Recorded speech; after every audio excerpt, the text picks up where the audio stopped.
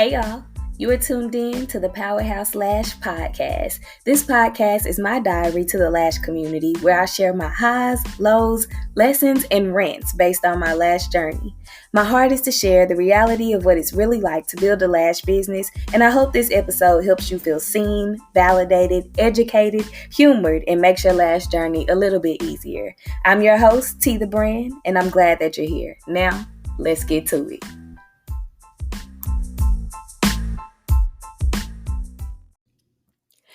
Hey Lash Boss, welcome back to another episode of the Powerhouse Lash podcast. I am your host, T the Brand, and I am glad that you are here. This topic is huge for the lash industry, and I'm happy to share my thoughts and feelings on it. And the topic that we're going to be discussing today is, should you become a lash trainer, or when should you become a lash trainer? Recently, I had a conversation with one of my former mentees, and she let me know that somebody was ready to learn how to do lashes by her, which is great if it's great. So let's get into it and let's talk about it.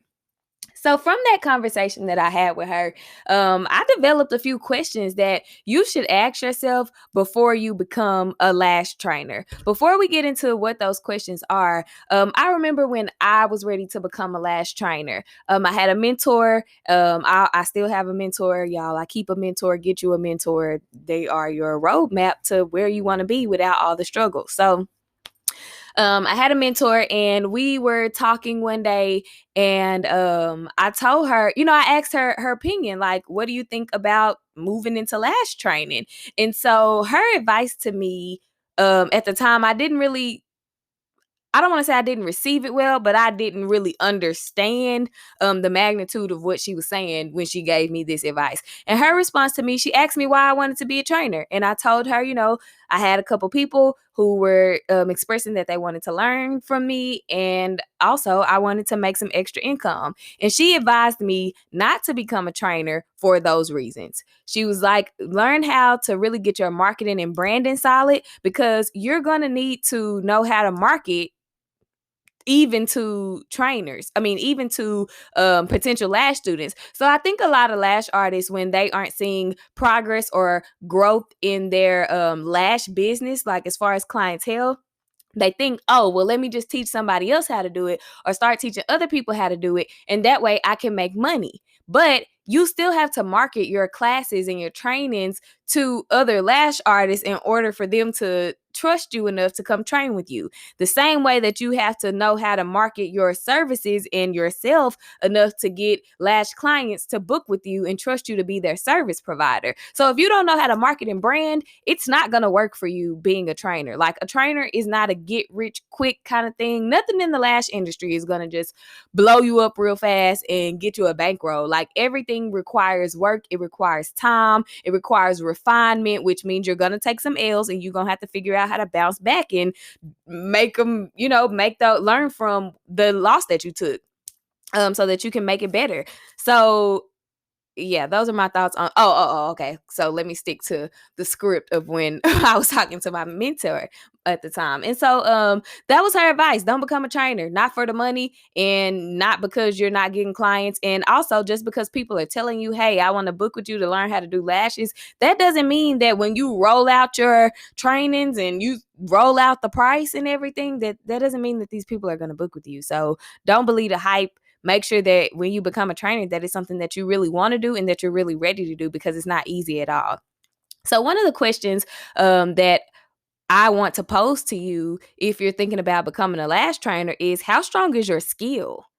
Like, is your isolation cool, or is your isolation A1? When your clients come back, are there a couple of stickies in there, or are there absolutely no stickies in there? What is the retention like? What is your mapping like? What's your styling like? How fast do you move? And I know that may sound like it's not important, but it is important, because you won't be able to talk somebody through how it's going to take time if you haven't taken your time to go through it. Like, you need to have the experience on the lash artist side before you can share the experience with somebody else. So how strong is your skill?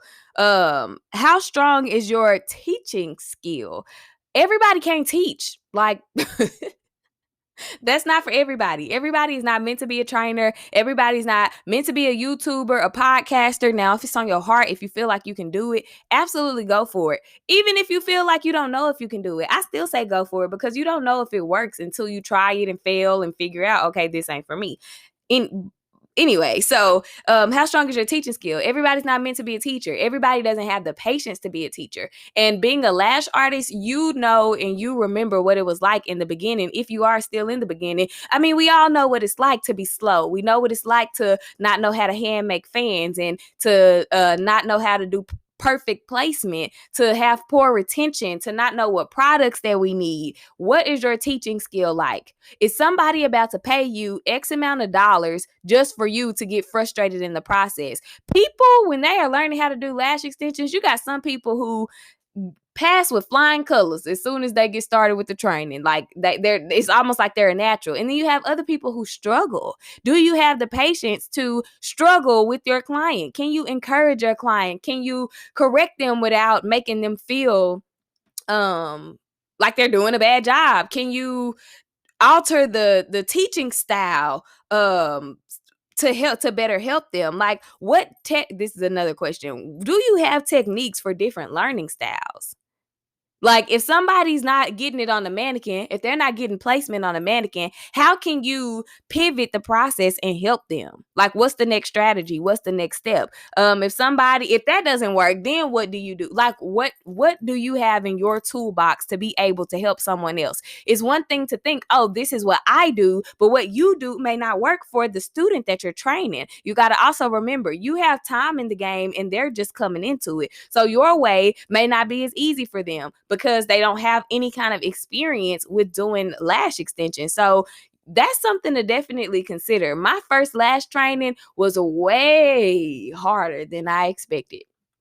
She did a really good job. She was, I would say a natural. She was making fans easily, but when it came to doing placement, and when it came to isolation, and when it came to separating, and when it came to looking at lash layers and things like that, when she started working on a real person, that's when it got challenging. On the mannequin, I will pass with flying colors, but those mannequin eyes and human eyes are two totally different arenas. And so having to walk with somebody through their first human practice is hard. And you as a trainer have to be well versed enough to know when to jump in, and know when to pull back, and know when to let them struggle, and know when to correct, because you don't want them to feel overwhelmed. They're already going to feel overwhelmed. But just to get back to the questions, do you have different techniques for different learning styles?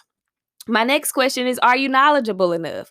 Not just about, oh, this is how you dip the glue in the lash and then put the lash on, or this is how you isolate. Are you knowledgeable enough to help them be successful? For example, if you have a new client, if you have a student and your student starts taking clients and then they don't know why none of their people's lashes are lasting, do you know how to advise them in the training on how to fix retention issues outside of, oh, make sure the humidity is right, and oh, make sure your glue is this, and oh, you might need a new glue? What about lash anatomy? How well versed are you in lash anatomy to explain to a student the importance of knowing lash anatomy and the importance of educating their clients about it? How well versed are you in talking about the health and cleanliness of natural lashes with extensions, so that your students know how to tell their clients how to keep up their lashes? Like, there's so much wrapped up in lash extensions, and teaching lash extensions is not just,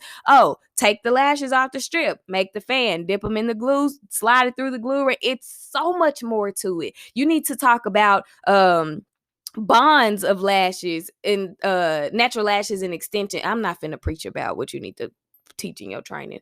That's a whole nother episode. Or become a mentee and learn how to do a training if that's the case, but that's not what we're finna do on this podcast.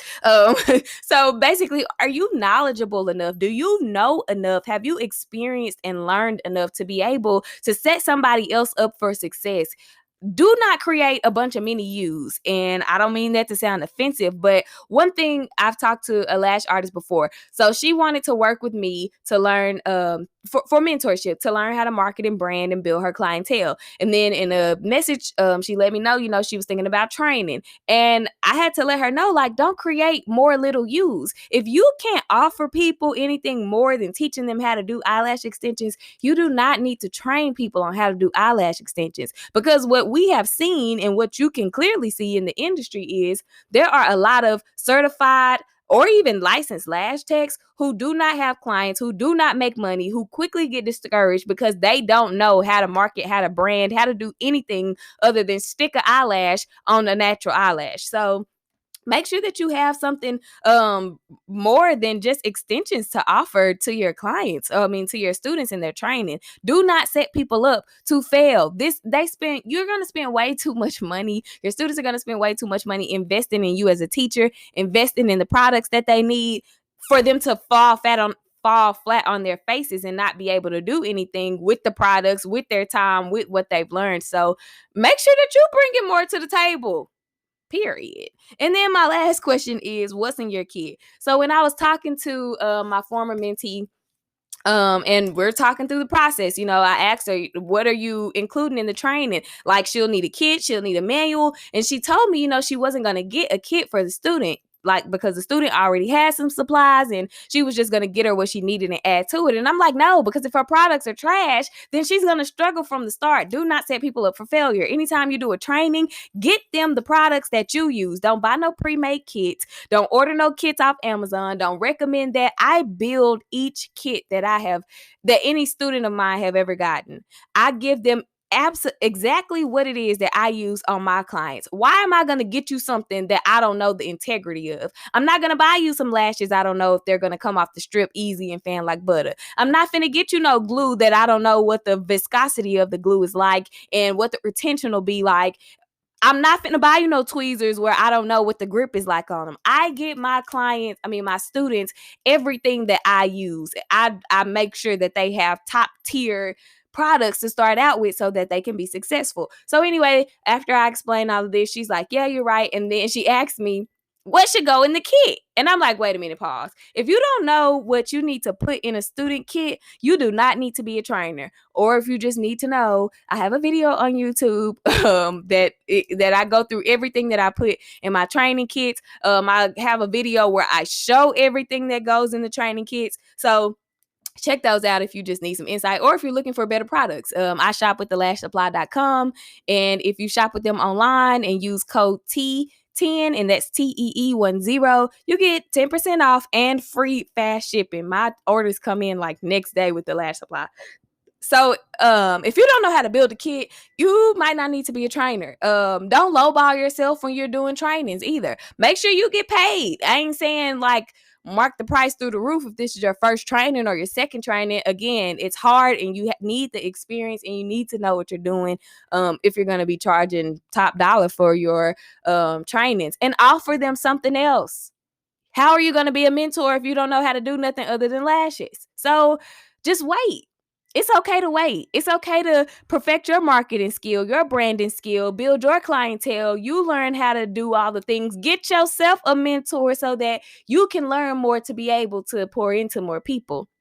I keep a mentor because I can only teach other people, other artists, as much as I know. And if we get to a point to where I've run out of things to share with you, it's time for you to move on to another lash artist. And another lash mentor. And that's just that on that. That's life and that's natural. But I want to keep learning. I'm a forever student. And because I'm a forever student, the mentees that I have, the students that I work with, they're going to be good. And you want to have that confidence in yourself and your trainings so that you can instill it in your students. They need to know that they're going to be all right when they spend their money with you. So y'all, those are all of my thoughts on should you be a lash trainer. Don't do it for the money. Don't do it for because people are asking you to. Make sure that you know what you're doing. Make sure that you are very well knowledgeable. I know it might be cool to make a little quick $1,000, but I promise it's not worth it if you're creating more lash artists who are going to struggle. That puts a bad name and a bad image on you and your brand. So don't do it. It's not worth it. I hope that this episode was helpful. I hope you learned something. If you have questions, make sure that you write them in the review section. Send me an email, a DM on Instagram. To the those who are watching on YouTube, if you have questions, drop them in the comment section. Like the video, subscribe to the channel, turn on your bell notification button so that you're aware every time I share new valuable content. That is it for this episode, y'all, and I will see you in the next one.